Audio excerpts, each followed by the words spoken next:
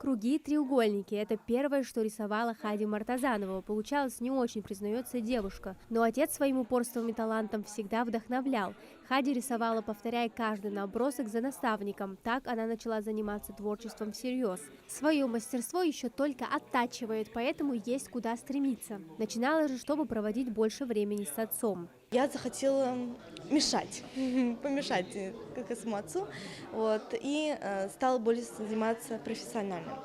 Вначале было масло, потом мне сказали, давай начнем с акварели или же гуаши, будем начинать постепенно. Таким способом я уже перешла на технику масла и рисую уже более нормальные картины, но мне надо еще двигаться дальше, у меня есть к чему двигаться. Ковроделие – такой старинный художественный промысел для себя выбрала мама Мадина Мартазанова. Это ручная работа, которая требует много времени и полной отдачи. В изучении этого искусства ей помогает супруг, и как бы занят он не был, даже если поздно возвращается с работы, всегда найдет время, чтобы помочь объяснить ошибки, говорит Мадина. И такое отношение с каждым членом семьи. Благодаря своим родителям дети умело совмещают учебу в школе и в художественной студии. Суббота, воскресенье, выходной день, они да бы хотели рисовать чебок, или они с балкарчима вингаха, да бы хотели шикасать чебок, студии мицар, но он халвяли на хадик хули результат хожим ху. Творить надо даже тогда, когда знаешь, что не сравнишься с великими мира сего, говорит Муса Мартазанов. Семья «Душа России». Под таким названием в стенах детской школы искусств проходит выставка, где более 60 работ – это труд семьи Мартазановых. Цель – вдохновить ингушские семьи на творческое воспитание своих детей. За 25 лет профессиональной деятельности, как делится председатель Союза художников Ингушетии, он не встретил ни одного бесталантного человека. Каждый уникален по-своему. Нужно лишь понять, в чем и на каком уровне, а для этого нужно учиться. Вижу, как в Центральной России выставляются семьями, проводят концертные мероприятия, с семьями выступают родители, выступают дети.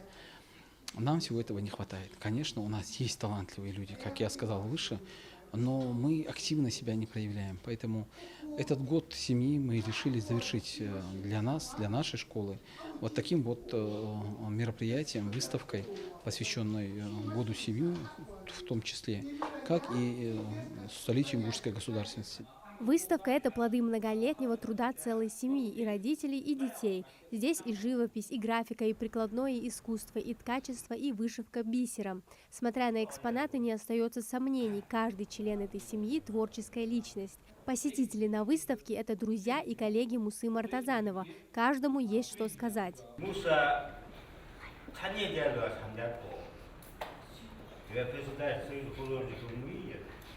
Очень мини-союз художников. Семейный союз художников. Белхаж, что мы высоком, то тахажал сада, фанганят, шухавник, кирвеннахиш, кирвеннахиш.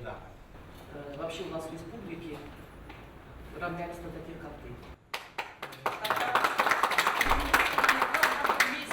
В обществе будет меньше наркоманов, будет непутевых людей, будет меньше, и все будут работать на процветание нашей родной и дорогой для нас, для всех нашей республики. Потому что для нас сегодня это очень важно. Секрет такой семейной и творческой идиллии прост: единство и сплоченность каждого члена семьи. Останавливаться на достигнутом Мартазановы не планируют. Провести такую выставку, но дополнив новыми работами, планируют и в следующем году. Амина Зязикова, Акрамат Дасхоев, Магаз 24.